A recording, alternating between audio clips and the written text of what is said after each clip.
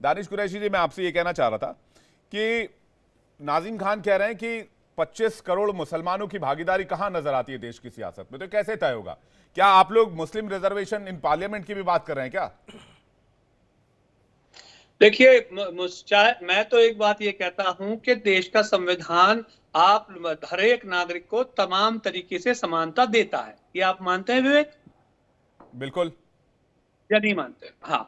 अब अगर इसकी बात की जाए मैं भी तो इस देश के मुसलमानों संविधान का के अंतर्गत ही आता हूं दानिश जी। इस देश के मैं संविधान के इसीलिए दायरे से मैं भी तो बाहर नहीं हूं। वो तो संविधान में तो आता ही है, इसलिए तो मैंने पूछा ही है। जी। लेकिन मैं ये पूछना चाहता हूं कि मुसलमानों का प्रोपोर्शनल रिप्रेजेंटेशन पार्लियामेंट से लेकर पंचायत तक में बताइए क्या स्थिति है? बताइए क्या स्थिति है और क्यों?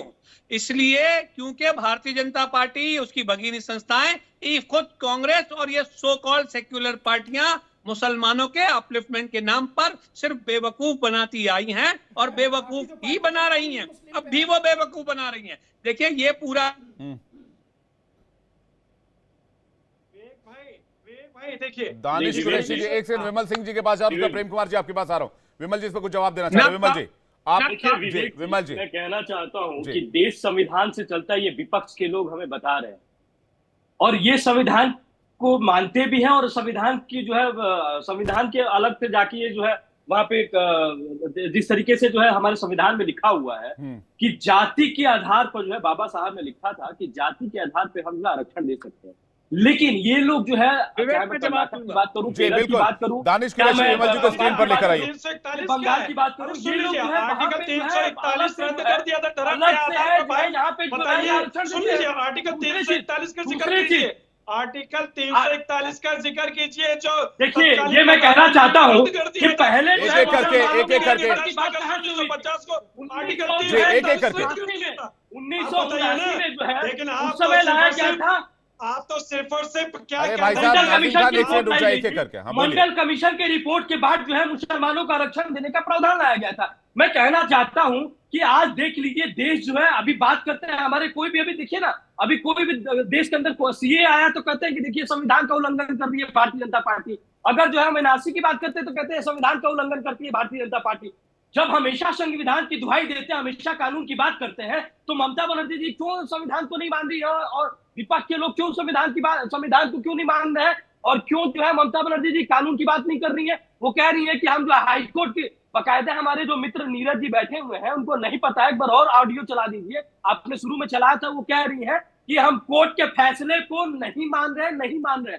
मैं कहना चाहता हूं कि आज देखिए, ये बार बार जो है ये लोग भारतीय जनता पार्टी के ऊपर सवाल उठा रहे हैं। अरे भारतीय जनता पार्टी क्या गैस सिलेंडर देती है तो क्या उसमें मुसलमानों को नहीं देती है? क्या अगर हम बिजली प्रोवाइड करते हैं तो क्या मुसलमानों को नहीं देते हैं? क्या अगर हम जो है सड़क बना रहे हैं, अगर हम जो है मान लीजिए कि घर घर जो है जल पहुंचा रहे हैं, 14 करोड़ लोगों को हमने जल दिया है, नल से जल दिया है, तो क्या हमने मुसलमानों को नहीं दिया है? अगर हमने जो है प्रधानमंत्री आवास के जरिए जो है हमने घर दिया है तो क्या उसमें मुसलमान शामिल नहीं है? सबको साथ लेकर चलने वाली पार्टी है। अंत्योदय की बात करती है जिसमें किसी भी धर्म का, किसी भी जाति के लोग हैं, आपके पास आ रहा हूँ। दानिश कुरैशी जी जल्दी से जवाब दे रहे हैं। दानिश कुरैशी, देखिए, सबसे पहले तो भारतीय जनता पार्टी के प्रवक्ता जो है वो बिल्कुल फेक बात कर रहे हैं। मुसलमानों के साथ अब भी भेदभाव हो रहा है, चाहे वो मकान देने की बात हो, चाहे शौचालय की बात हो, चाहे दूसरे किसी सुविधा की बात हो। ये तो हो गई एक नंबर की बात। लेकिन अब ये कह रहे थे संविधान में, देखिए ये खुद अपने जाल में फंस गए। मैं बताऊं आपको, इन्होंने सीए के ऊपर बात की, तो मैं आपको ये कहता हूं कि भारतीय जनता पार्टी बंगाल को लेकर ये कह रही है कि देश के संविधान के मातहत मुसलमानों को आरक्षण नहीं दिया जा सकता, लेकिन देश के संविधान के मातहत सिटीजन अमेंडमेंट एक्ट बनाकर हिंदुओं को दिया जा सकता है। ये तो खुद को बोल रहे हैं। तो ये इनके दौरे जो है तीन देशों में कौन है? तीन देशों में हिंदू है ना, हिंदू है, जैन है, सिख है, बौद्ध है, यही तो अल्पसंख्यक है। चाहे मैं पाकिस्तान की बात करूं, अफगानिस्तान की बात करूं या बांग्लादेश की बात करूं, आखिर जो है उत्पीड़न किसके ऊपर होता है? बहुसंख्यकों के ऊपर। सीए पे डिबेट नहीं कर रहे, एक रेफरेंस दे रहे थे और देश ये सच्चाई जानता है कि सिटीजन अमेंडमेंट एक्ट इस देश के नागरिकों के लिए नहीं है। दानिश कुरैशी जी, प्लीज। मैं सीए पे डिबेट नहीं कर रहा था, लेकिन इनके जो पैरामीटर्स हैं, जो संविधान के मापदंड बताते हैं, वो आरक्षण मुस्लिम आरक्षण पे बदल जाते हैं और बाकी मामलों में बदल जाते हैं। ये तो ये एक बात। दूसरे नंबर की बात, संविधान का हनन किस तरह करती है भारतीय जनता पार्टी, मैं आपको बताऊं। हमने चंडीगढ़ में नहीं देखा मेयर का चुनाव कैसे हुआ। क्या संविधान का हनन नहीं था? क्या कहा सुप्रीम कोर्ट ने? और इसके इमरजेंसी जब लगाया दिया था, जब इमरजेंसी लगाया गया था, संविधान का जो है हनन नहीं हुआ था। तब जो है आपके संदेश खाली में महिलाओं के ऊपर जो है अत्याचार एक किया एक जा रहा करके था। भैया, आज सिटीजन अमेंडमेंट एक्ट अगर इतना, तो क्या उसमें एक सेकंड भाई साहब, एक second hold on Nazim Khan, Neeraj ji मैं आ रहा हूँ। ये वही देश है जहां धर्म के नाम पर इस देश का बंटवारा हो चुका है। तो सिटीजन अमेंडमेंट एक्ट पर मैं डिबेट ना ही करूं तो ये बेहतर होगा। आज के डिबेट में मेरा डिबेट मेरे 2 घंटे का खिंच जाएगा, मैं 2-3 घंटे तक डिबेट कर लूंगा। खैर एनीवेज, दानिश कुरैशी जी आप जल्दी से अपना जवाब पूरा कीजिए, उसके बाद में नीरज जी, प्रेम कुमार जी का। देखिए सुनिए मेरी बात, विवेक जी, मैं आपकी बात से इत्तेफाक नहीं रखता। इस देश के अंदर में धर्म का आधार बनाने वाले चले गए और हमने हमारे देश में जो संविधान लागू किया वो समानता के आधार पर था, हिंदुइज्म के आधार पे नहीं था, ना वो किसी धर्म के आधार पे था, ना धर्म के आधार पर आज भी है। देखिए ऐसा ही सब करेंगे तो नहीं चलेगा। नहीं, आप ये दूसरों को मत ज्ञान दीजिए ना कि आप धर्म के नाम पर आप नहीं करते। और उम्मीद करता हूँ कोई बीच में नहीं बोलेगा। नहीं, वो कह रहे धर्म के नाम के आधार पर आपने अपनी पार्टी बनाई हुई है, तो आप सेक्युलर बातें किस तरह से करते हैं? आप अपना जवाब पूरा कीजिए ना। खैर आपका फाइनल रिमार्क क्या है, फिर मैं दूसरे मेहमान के पास जा रहा हूं। हमने हमारे देश का जो निर्माण रखा, हमने जो नींव रखी, वो समानता के आधार पर थी, धर्म के आधार पर नहीं थी। धर्म के विरोधी जो लोग थे वो यहां से जा चुके, और किसी को जाना है तो वो जा सकता है। रह गई बात देश की एकता और अखंडता, संविधान के अधीन है, ना भारतीय जनता पार्टी के अधीन है, ना आरएसएस के अधीन। ठीक है प्रेम कुमार जी, विमल सिंह जी एक सेकंड आ रहा हूं। प्रेम कुमार जी मुझे एक बात बताइए, जो कोलकाता हाई कोर्ट का फैसला आया, आंध्र प्रदेश के मामले में जो सुप्रीम कोर्ट ने फैसला दिया, कर्नाटक में जो कुछ हमने देखा, तेलंगाना भी चलिए मैं इंक्लूड करता हूं, और मैं ये पूछता हूं इस देश से कि अगर मुसलमानों की पिछड़ी जातियों के साथ साथ अदर कास्ट को भी इंक्लूड कर दिया जाएगा जो सक्षम है,